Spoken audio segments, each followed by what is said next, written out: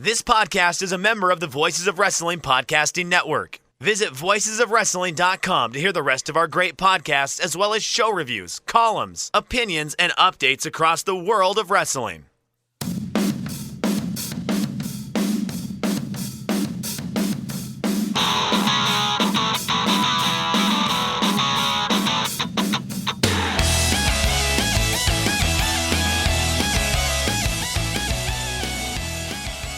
Hello, and welcome to the Sport of Pro Wrestling podcast. I am Chris Samsa, and this is your New Japan Pro Wrestling G1 Climax 30 Night 11 preview. Now, this is normally where I would jump into the script that I had written, or the preview that I have posted on voicesofwrestling.com. I would read to you the introduction paragraphs where I kind of lay out what's at stake in this evening, but I'm working backwards today. I don't have my written preview written yet, and I figured I would just give it a shot to try to do the audio, get it over to Joe Lanza so he can put it up on the podcast network. So I'm freestyling today. Now I'm not completely unprepared. I do have all of the data points, and I have kind of dissected a few of them, but with this card, we've got 3 first-time matchups, so there's not a ton of backstory like between the wrestlers to tell, at least in those 3 matches, which happen to be some of the bigger matches on the card. So we're doing things a little bit differently. Hopefully it is equally enjoyable. Hopefully it gets you equally prepared for this night of the G1 Climax, which I think will be a great card. With all that said, I'm not sure if working on the fly here is going to cause me to go long or short, or if you'll hear some super obvious edits, if I figure something out at the end of the podcast that I want to dump into the beginning. So, you know what? I'm not too worried about it. It's going to be a good time. I might just leave all that stuff in there. I might leave in the part where I'm like, man, Chris, you sound like a dope there. But probably not. I'll probably cut that part out. It's kind of weird to talk to yourself. But here we go. So let's look at some of the logistics of this show. It's a good place to start. So it'll be October 7th, 2020. It'll come at us from Hiroshima Sun Plaza Hall. The time will be 6:30 p.m. JST. Now that's 4:30 a.m. my time here in Chicago. It is 5:30 on the East Coast. And let's take a look at Sydney. It is 7:30 p.m. in Sydney, Australia. So they luck out with the good times. So you can obviously watch live or on demand, live with the Japanese commentary, and on demand shortly thereafter, maybe 36 hours after, with the English commentary on NJPW World. And if you're using NJPW World, I'm sure you already know that you should be using NJPW EXT. NJPW EXT is the only browser extension for NJPWWorld.com, with features like synchronized viewing parties, dark mode, improved translations and layouts, custom and shared playlists, and much, much more. It takes NJPW World to the next level. Visit njpwext.us today for details. And since we're doing kind of a look under the hood, I obviously, every single one of these audio previews, I have read that ad read, and that's part of kind of a trade that I've got going with the NJPW EXT folks. And really what happened is they recognized an opportunity to link a good preview of each event to the event page on NJPW EXT as a service to their customers. And, for me, it gets my work out there a little bit. And so we've traded kind of just content, right? So, like, if you've got that extension, it'll be really easy to find the work that I do for each of those cards. So that's the story there. So now it's time to take a peek at the standings, the block standings. So we've got Kota Ibushi at the top of the block with 8 points. He's 4-1. And then we've got a good, healthy group of wrestlers with 6 points at 3-2 right now. And that's Jay White, Will Osprey, Taichi, Manure Suzuki, and Kazuchiko Okada. So, and below them, just, really 2 matches out of the lead is Shingo Takagi, Tomohiro Ishii, and Jeff Cobb. And then at the bottom of the block is the still winless Yujiro Takahashi. if we look at total match length, it's kind of surprising that Shingo Takagi leads the block with 1 hour, 32 minutes, and 54 seconds in total match length. He hasn't proven to be a successful strategy for him, or maybe it's not a strategy. Maybe he's just trying real hard and not coming up short. Shortest in that top 6 group, kind of no surprise, is Manure Suzuki, 56 minutes and 38 seconds. And then most of them bundled right around there.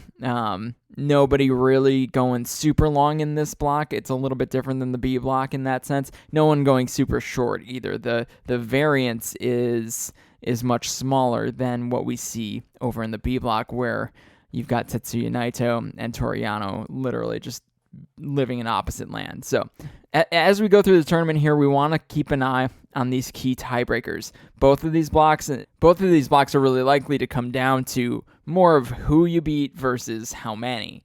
So let's take a look at the key tiebreakers. Now, I define a key tiebreaker as a tiebreaker over a wrestler within 2 points of the top of the block. Being within 2 points of the top of the block is important because if a wrestler's within 2 points of the lead, it's possible for them to tie the leader with their next match. So if they then have a tiebreaker over the person that they tie, they would then be the winner.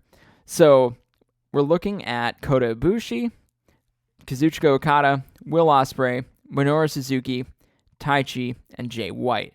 Those are the guys within 2 points or at the top of the block. So Kota Ibushi has key tiebreakers over Kazuchika Okada and Will Osprey. Okada has tiebreakers over Taichi and Minoru Suzuki. Will Osprey has a tiebreaker over Jay White.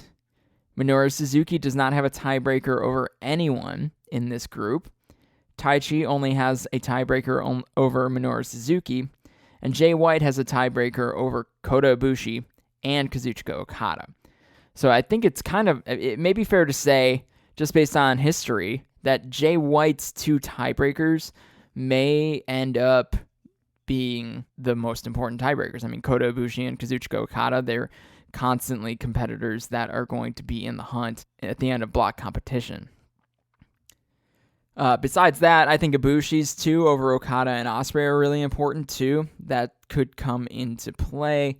And I think we're getting to the point where if we look at Kazuchika Okada, he's likely going to have to win by points versus a tiebreaker because he's on the negative side of a couple of really key tiebreakers.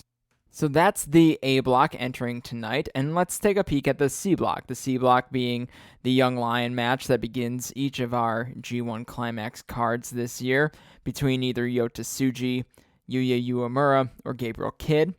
Yotatsuji and Yuya Uemura, they both had a 15-minute draw just earlier today. So that these time limit draws in the C block seem to be making things really interesting. So right now, we're assigning points to the C block the same way we would any other block in the G1. 2 points for a win, 1 point for a draw, and nothing for a loss.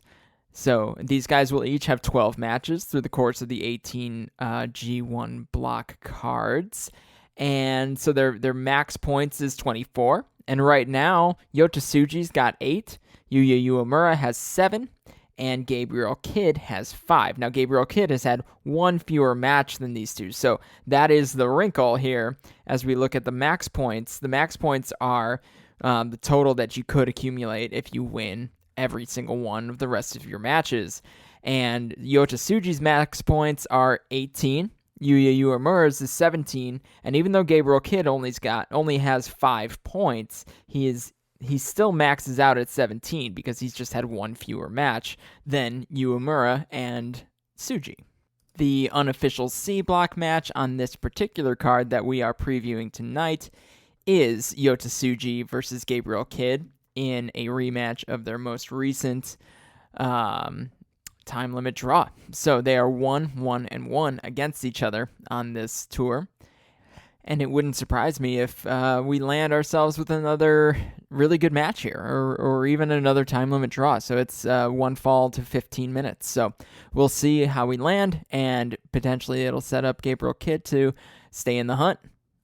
So now let's take a look at this A block card.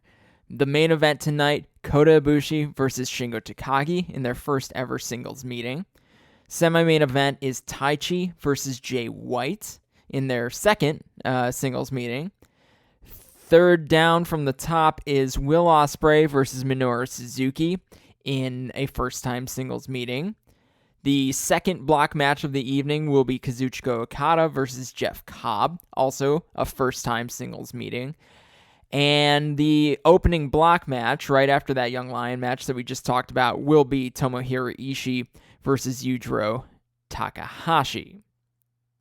So I'd be lying if I didn't disclose that Kota Ibushi and Shingo Takagi are my two favorite wrestlers, probably, I don't want to say of all time, but definitely right now. They're my two favorites. So seeing them in a match together, I've probably put it on a pedestal that it cannot meet, but I'm looking forward to enjoying it, certainly. So that is our main event tonight. First time matchup, first time ever in the same match. So they've never even teamed together. They've never been across the ring in a tag. Nothing random with DDT or Dragon Gate or anywhere that these guys have come from. So this is the first time they've ever gotten into the ring together.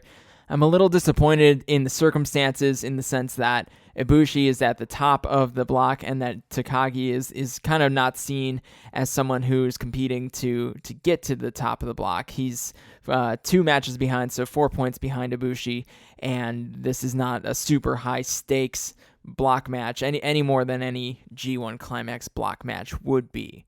So, like I said, Ibushi coming in with 8 points, top of the block, the leader in the clubhouse, and Shingo coming in at 4, fighting from behind here. So, if we take a look at 2020, I guess year to date, we've got Kota Ibushi coming in at 5-4, Shingo Takagi at 6-5. Kota Ibushi obviously spent some time in the tag team division with Hiroshi Tanahashi. He was the IWGP tag team champion for a little while there even. So that's probably why his singles matches are a little bit reduced. So these guys, though, when it comes to like match by match averages and performance, they're very similar. So average match length for Kota Ibushi has been 20 minutes and 13 seconds. Average for Shingo Takagi in 2020, 19:02. So they're within a minute of each other. Now, Takagi's average winning match length, though, is 20 minutes and 1 second. So long. Takes him a little longer to win those matches. Some of those were those really hotly contested, never open weight matches. And then Ibushi's average winning match length is 15:50. So, and that doesn't seem to be rising significantly in this A block competition. Most of his matches have hovered right around that kind of 20 to 22 minute range. Average losing match length for Ibushi, though, 25:42. For Takagi in that metric, we're looking at 17:51. So if Shingo's going to lose, he typically loses a little faster than he wins.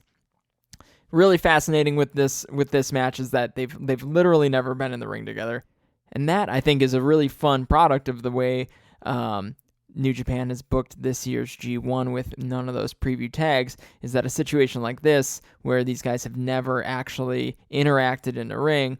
The first time they're going to interact is when that bell rings in a main event during the G1 Climax. So that is high stakes enough for me. I'm really looking forward to this match. I really hope it's hotly contested. I hope that by the end of it, I'm just rooting for both guys to come out safe so I can continue watching and rooting for both of them as the tournament progresses.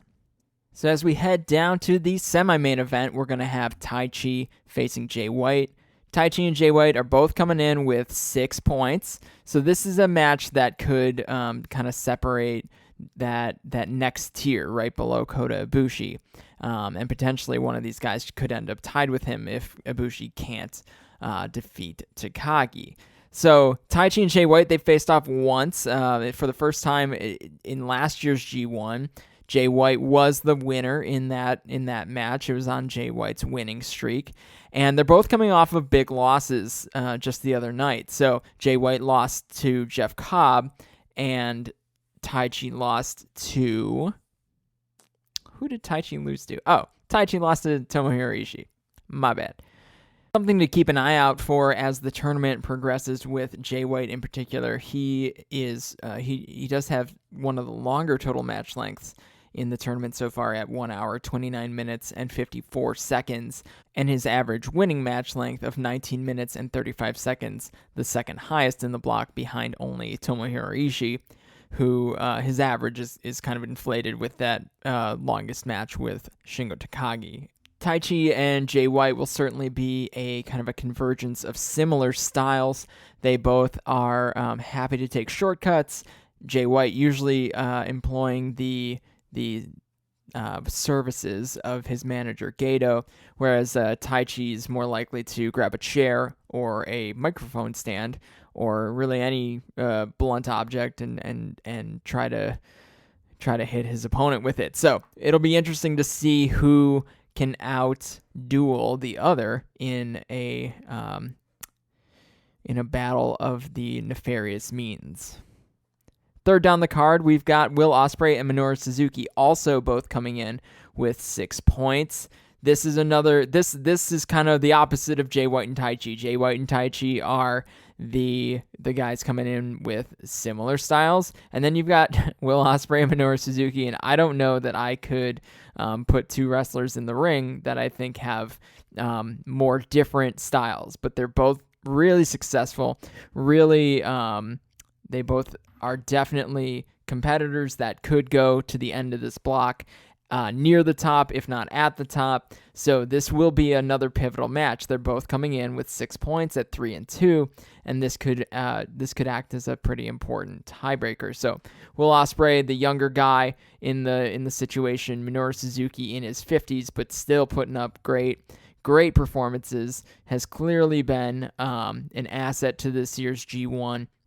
And also, he's been a player. I mean, he's right there at the top of the block. So, again, another one of those situations where the styles are going to be super different, and it'll be really fascinating to see how they interact. Now, these guys also have never had a singles match against each other, though they have interacted in a few tag matches. Nothing major, though. They've never built towards anything with it. So this will be the first time that they truly do battle, and it's kind of a generational dream match if you're really into the Will Osprey generation and where he's headed, and Minoru Suzuki and where he's been. So this should be a fun one. If we look at, say, 2020, they've actually had surprisingly different years, and you'd imagine Will Osprey would have had a positive win-loss record so far in 2020, but he started off on kind of a rough foot, so he's at 3 and 4 coming in here, and that's unusual because last year he landed at 22 and 11 in all of his singles matches. So he is working towards 500. If he can win tonight, he will be at 500, and then I'm sure he hopes to carry on through the tournament in a positive manner. As in Minoru Suzuki, he's 5 and 4. He recently won the Never Openweight Championship from Shingo Takagi at the outdoor stadium show, Summer Struggle in Jingu.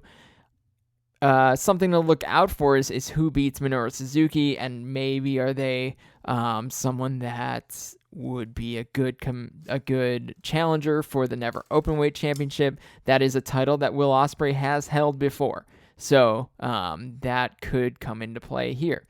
Again, these two, it's gonna be it'll be interesting to see whose pace wins. So Will Osprey, a much faster paced wrestler. Minoru Suzuki is a little bit more methodical. It'll be what I'll be looking out for is whose pacing is winning out. The second block match on the card will also be a first-time matchup. This one between Kazuchiko Okada and Jeff Cobb. Kazuchiko Okada entering with 6 points, and Jeff Cobb entering with 4. Okada finally won his first match in 9 victories with a pinfall just last night against Minoru Suzuki. So I don't know if that's going to break him out of his his funk of really trying to establish this Cobra Clutch as his finishing maneuver, but It was nice to see him get the 1-2-3 on Manure Suzuki, even though it was kind of a flash pin. It wasn't a Rainmaker. It wasn't an impact move. It was kind of a trickery. But either way, maybe that shakes him out of it and helps him recognize what tools are available for him to win matches in the G1 Climax. So, and not have to go for submissions or referee stoppages. Now, not to say that that's not a relevant thing to have in his back pocket, but I'm still waiting for the day that we see Okada, wind up the Rainmaker and finish a match with some authority. I don't think Jeff Cobb's the guy to do that with, though.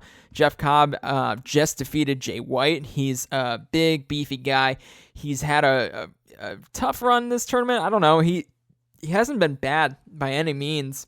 He is, at 4 points. He is still technically still in the hunt, but he doesn't have any major, impressive, dominating victories. His victory over Jay White was more Jay White's attempts at, taking a shortcut going wrong. Now, in 2020, these guys are actually the two guys in New Japan that have the two most victories. So Jeff Cobb's at 9-5, and Kazuchiko Okada is at 11-5. So Cobb, he kind of ran through the New Japan USA situation. Most of his wins have actually come in America, but either way, he's been strong in New Japan. Anyone they've put in front of him, he's had a chance to win, and he racked up 9 singles victories, so in 13 matches. Okada, similarly, kind of surprising every time you look at it, and he still has the most wins.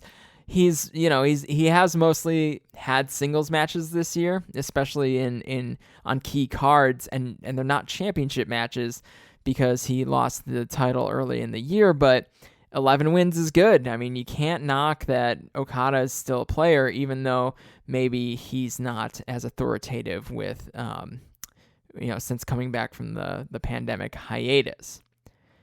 And the first block match on the card will be Tomohiro Ishii versus Yujiro Takahashi. Tomohiro Ishii coming in with 4 points, Yujiro at 0. So this is kind of I'm going to kind of take an offshoot here. This is a pretty linear card. You've got your top guy, Ibushi, at the top of the card. He's got 8 points, and then as you go down the card, you've got 2 guys with 6 points, 2 guys with 6 points, 1 with 6 and 1 with 4, and then 1 with 4 and 1 with 0. So if you kind of add up the block points that have been accomplished already in each of these matches, this is actually a card that's in order. So that's telling. And maybe you can look at Ishii and Yujiro and say that's a pretty low stakes match. But these guys are the only ones with any significant history against each other. In 2014, Tomohiro Ishii and Yujiro Takahashi fought for the Never Openweight title twice, bouncing that title between each other. Ishii coming out on top in their second match. And then in 2015, they fought in the G1, where Ishii was also victorious there too. They also fought in 2006, way back in 2006, when they were both young lions, and Yujiro just went by Yujiro. So total head-to-head, Tomohiro Ishii is 4-1 against Yujiro Takahashi. In 2020, Ishii, his win over Taichi put him at 500 for the year, so he's 5-5, having a pretty solid year. And Yujiro is sitting at 1-8. Again, no wins just yet in the G1. So that'll be a fine little opener. I think people are starting to wonder when Yujiro is going to get his first win of the block. I don't know that that's going to happen. This is a really strong block, and Yujiro is definitely the least competitive wrestler in it.